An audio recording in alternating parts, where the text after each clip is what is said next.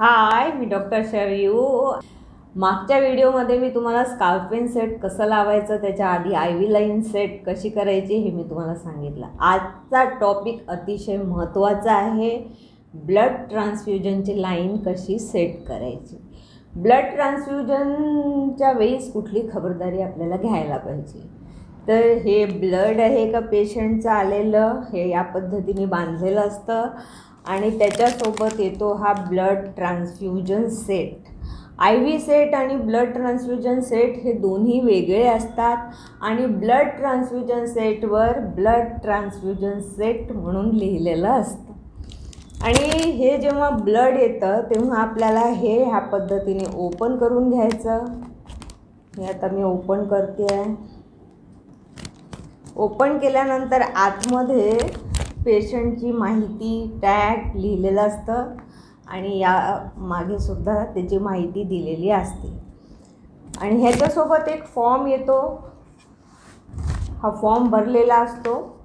या फॉर्मवर लिहिलेलं असतं पेशंटचं नाव, पेशंटचा ब्लड ग्रुप, त्याच्यानंतर कुठल्या डॉक्टरनी रेफर केलेलं आहे, कुठल्या हॉस्पिटलमधनं रेफरल गेलेलं आहे, डोनरचं नाव काय आहे, डोनरचा युनिट नंबर काय आहे, बॅगचा नंबर काय आहे, ब्लडचा ग्रुप काय आहे त्या डोनरचा पण, आणि नेमके ब्लडचं कुठलं प्रोडक्ट म्हणजे म्हणजे आपण हे मागवलेलं आहे, घटक मागवलेला आहे। इथे आपण पॅक रेड सेल्स मागवलेले आहे।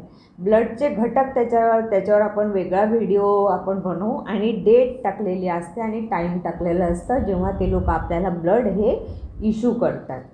आणि ते जे आहे तेच ह्या ठिकाणी पण लिहिलेलं असतं, तर आपल्याला ते मॅच करायचं असतं।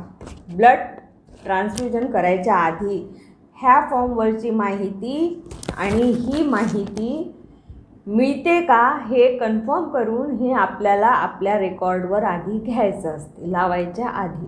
आणि घेतल्यानंतर मग आता जेव्हा आपण सेट करतो हे काढायची आवश्यकता नाही आहे, याला आपल्याला खोलायला लागतं, असं हे खोलायला लागतं। हे खोललं की हे ओपन होतं। हे ओपन झाल्यानंतर आपण हा ब्लड ट्रान्सफ्युजनचा सेट ओपन करायचा। ओपन केल्यानंतर नेहमीप्रमाणे ह्याची कॅप काढायची आणि ही कॅप आहे हे इथे लावायची। ह्याच्या आधी काय करायचं, आपल्याला हे लॉक करायचं, हे बटन जे असतं हे लॉक करायचं। लॉक केल्यानंतर हे आपल्याला असं ह्या ठिकाणी गोल गोल फिरवून बरोबर त्या ल्युमेनमध्ये टाकायचं। टाकल्यानंतर इथे लॉक केलं आहे आपण, ह्याला उलटं करायचं। उलटं केल्यानंतर चेंबर भरायचा।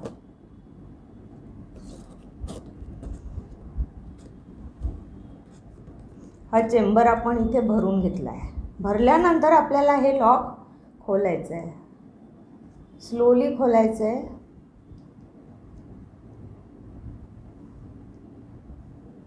आपण एअर काढतो आहे,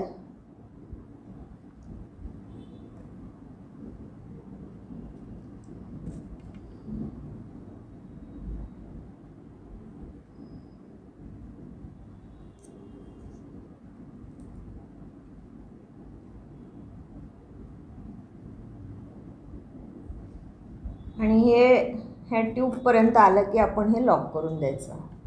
हे लावलेलंच असतं, ही नीडल आहे, आपण ह्याच्याने ब्लड लावत नाही, आपण व्हासोफिक्सला आता हे अटॅच करणार आहे। हे ब्लड आपण इथपर्यंत आणलेलं आहे आणि ह्यानंतर आपण पेशंटला ते लावणार आहे। हे इथनं नीडल आपण हे अशी काढून घेतो आणि हे जे आहे हे आपण त्या व्हासोफिक्सला अटॅच करतो। तर हे झालं ब्लड ट्रान्सफ्युजन सेट कसा सेट करायचा ह्याबद्दलचा आजचा क्लास। आणि आता हे आपण पेशंटला लावणार आहे आणि लावताना आपण स्लोली हे ओपन करणार आहे। हे घे गं, बरोबर पकड। आणि ओपन केल्यानंतर त्याचे थेंब सेट करणार आहे। ते थेंब असतात 16 थेंब पर मिनिट, 16 थेंब पर मिनिट। आणि त्याच्यानंतर इतकं स्लो ब्लड आपण द्यायचं असते आणि नंतर मग आपल्याला मॉनिटर करावं लागतं की पेशंटला ब्लड ट्रान्सफ्युजन रिॲक्शन ही येते का. त्याच्यानंतरच्या क्लासमध्ये ब्लड ट्रान्सफ्युजनच्या रिॲक्शन्सबद्दल मी तुम्हाला माहिती देणार आहे. कारण ब्लड लावल्यानंतर तिथे डॉक्टर्स तर थांबत नाही, सिस्टर्सच असतात, त्यांना बघायला लागतं की पेशंटला काय प्रॉब्लेम येत आहे. तर त्याचा आपण क्लास नेक्स्ट करूया. तोपर्यंत लाईक करा, शेअर करा, सबस्क्राईब करा आणि कमेंट्स लिहायला अजिबात विसरू नका. धन्यवाद.